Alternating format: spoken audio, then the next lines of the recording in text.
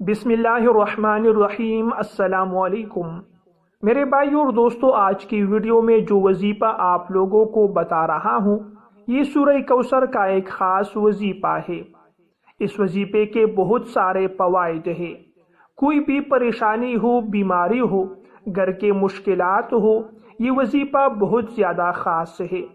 جس نے بھی یہ وظیفہ کیا ہے اللہ کے فضل و احسان سے اس کی ہر مشکل آسان ہو گئی ہے، ہر مقصد اور حاجت میں کامیابی ملی ہے۔ ناظرین، قرآن پاک پورے کا پورا انسانوں کے لیے کامیابی اور ہدایت پانے کا ذریعہ ہے۔ قرآن پاک کی برکت سے مشکلات آسان ہوتی ہے۔ قرآن پاک اللہ تعالیٰ سے ہم کلام ہونا ہے۔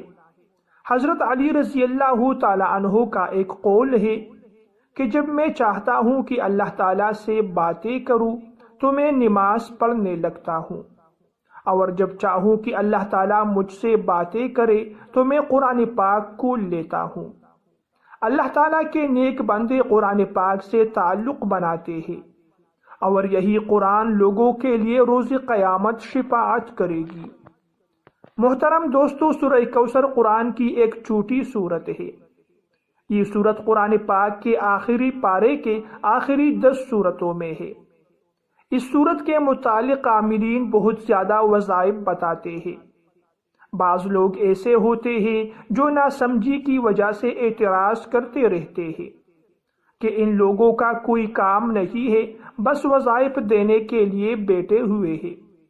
اصل بات یہ ہے کہ وظائف کا مقصد اللہ تعالیٰ سے تعلق جوڑنا ہے۔ جب انسان کا اللہ تعالیٰ سے تعلق جڑ جائے تو پھر ہاتھ اٹھانے کی دیر ہوتی ہے۔ جس مقصد کے لیے انسان دعا مانگتا ہے اس کی دعا پوری ہو جاتی ہے۔ صحابہ کرام رضی اللہ تعالی عنہم کے بے شمار ایسے واقعات ہیں جن سے ہمیں یہ سبق ملتا ہے کہ جب بھی انسان پر کوئی پریشانی آئے، کوئی ضرورت ہو یا کچھ مانگنا ہو تو اللہ تعالیٰ کی ذات کی طرف متوجہ ہوتے اور وہ کام پورا ہو جاتا۔ اس دنیا کے اندر ہر انسان کی کتابی زندگی میں آزمائش اور مصیبت کا لفظ ضرور لکھا ہوا ہوتا ہے۔ بچہ ہو یا بوڑھا، جوان ہو کہ ادھیڑ عمر کا، مرد ہو کہ عورت، ہر ایک کو زندگی کے کسی نہ کسی مرحلے میں آزمائشی دور سے گزرنا پڑتا ہے۔ پھر یہ آزمائش اور مصیبت کبھی انفرادی ہوتی ہے کہ آدمی اپنی حالت اور حیثیت کے اعتبار سے آزمایا جاتا ہے، تو کبھی اجتماعی ہوتی ہے کہ پوری قوم و ملت کو آزمایا جاتا ہے، اور کبھی آزمائش دین کی بنیاد پر ہوتی ہے، تو کبھی دنیاوی اعتبار سے بھی ہوتی ہے۔ الغرض اس دنیائی رنگ و بو میں ہر ایک اپنی حیثیت کے لحاظ سے آزمایا جاتا ہے۔ مسلمان اس دنیا کی دیگر قوموں سے بلند مقام پر فائز ہے، اور الہی تعلیمات کی وجہ سے امتیازی شان رکھنے والی قوم ہے۔ اس لیے اس کا امتحان اور آزمائش بھی بڑا سخت ہے۔ ہر زمانہ میں ایمان والوں کو آزمایا گیا اور بڑے تکلیف دہ دور سے گزارا گیا۔ لہٰذا اگر پریشانی آئے تو شکوے شکایات نہیں کرنے چاہیے، بلکہ صبر سے کام لینا چاہیے۔ اللہ تعالیٰ بہت جلد آپ کی دعائیں قبول فرما دے گا اور آپ کے حالات ٹھیک ہو جائیں گے۔ محترم دوستو، وظائف کے لیے اعمال صالحہ ضروری ہے۔ بعض لوگ مسلسل گناہ اور نافرمانی میں مبتلا رہتے ہیں، اور دوسری طرف دعائیں اور وظائف بھی کرتے ہیں۔ ایسے حالات میں دعائیں کیسے قبول ہو سکتی ہے؟ جتنا ہو سکے گناہوں سے دور رہنا چاہیے، اور اس کے ساتھ ساتھ 5 وقت نماز کی بھی پابندی کرنی چاہیے۔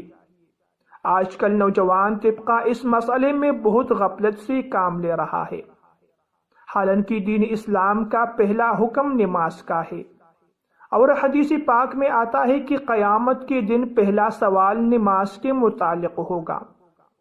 اگر نماز ٹھیک ہو گئی اور اس میں کامیابی ملی تو باقی حساب بھی آسان ہوگا، ورنہ ناکامی اور خسران کا سامنا کرنا پڑے گا۔ لہٰذا دنیا کمانے کے ساتھ ساتھ دین پر بھی عمل کرنا چاہیے۔ ہم صبح سے شام تک دنیا کے پیچھے دوڑ رہے ہیں۔ اگر ہم غور کریں تو جتنا وقت گزر رہا ہے دنیا ہم سے پیچھے رہنے والی ہے اور ہم آخرت کی طرف بڑھ رہے ہیں۔ دنیا اگر بہت سا بھی کمالے کھانا اور پینا اتنا ہے جو مقدر میں لکھا ہے۔ بہت سے ایسے لوگ جن کی زندگی دنیا کمانے میں گزری، جب وقت آخرت قریب آیا تو ندامت کرنے لگے۔ کاش یہ ندامت صحت اور جوانی میں کی جاتی تو بہت فائدہ ہوگا۔ سورہ کوثر کے شان نزول کے متعلق بعض علماء کرام نے لکھا ہے کہ جب آپ صلی اللہ علیہ وسلم کے تمام بیٹے پوت ہوئے تو کفار مکہ آپ صلی اللہ علیہ وسلم کو طعنے دینے لگے، تو اسی سلسلے میں اللہ تعالیٰ نے یہ سورت نازل فرمائی جس میں ایک طرف رسول کریم علیہ السلام کو تسلی دی گئی ہے اور دوسری خوشخبری بھی ملی ہے کہ حوض کوثر عطا کیا گیا۔ محترم ناظرین، وظیفہ کرنے کا طریقہ غور سے سنیے۔ آپ نے رات کو 2 رکعت نماز حاجت کی نیت سے نفل نماز ادا کرنی ہے اور ہر رکعت میں سورہ فاتحہ کے بعد 11 مرتبہ سورہ کوثر اور 11 مرتبہ سورہ اخلاص پڑھنی ہے۔ جب آپ لوگ نفل نماز مکمل کرے تو نفل پورا کر کے 129 مرتبہ پھر سورہ کوثر پڑھے۔ جب سارا عمل مکمل ہو جائے تو آخر میں دعا کرے، اللہ تعالیٰ کے راضی ہونے کے لیے، ہر پریشانی آسان ہونے کے لیے۔ انشاءاللہ اس وظیفے کی برکت سے ہر مشکل اور پریشانی آسان ہو جائے گی۔ میرے بھائیوں اور دوستو، اللہ تعالیٰ کی ذات سے کبھی بھی نا امید نہ ہوا کرے۔ اللہ تعالیٰ اپنے بندوں کی پکار سنتا ہے اور پکار پر لبیک بھی کہتا ہے۔ ہمارے پیارے محبوب صلی اللہ علیہ وسلم نے فرمایا، جو بھی انسان ہاتھ اٹھاتا ہے، اللہ تعالیٰ سے کچھ مانگتا ہے، دعائیں مانگتا ہے، حاجات مانگتا ہے، اللہ تعالیٰ اپنے ہر بندے کی دعاؤں کو قبول فرماتے ہیں۔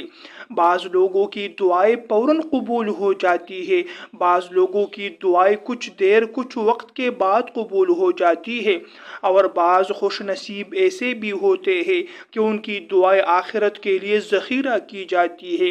پھر یہ انسان تمنا کر لے گا کہ کاش دنیا میں میری کوئی بھی دعا قبول نہیں ہوتی اور میری ساری دعائیں آخرت کے لیے ذخیرہ کی جاتی۔ تو کبھی بھی مایوس نہ ہوا کرے، اللہ تعالیٰ سے دعائیں مانگا کرے۔ اللہ تعالیٰ بہت جلد آپ کی تکالیف پریشانیاں دور کرے گا، دولت پیسہ آپ لوگوں کو فراخی کے ساتھ نصیب ہوگا۔ میرے پیارے بھائیوں اور بہنوں، یہ تھی میری آج کی ویڈیو۔ اگر ویڈیو آپ لوگوں کو پسند آئے تو ویڈیو کو لائک بھی کیجیے اور شیئر بھی کریں، اور مزید ایسی ویڈیوز دیکھنے کے لیے میرے چینل کو بھی ضرور سبسکرائب کیجیے۔ اگلی ویڈیو تک کے لیے آپ لوگوں سے اجازت چاہتے ہیں۔ اللہ نگہبان۔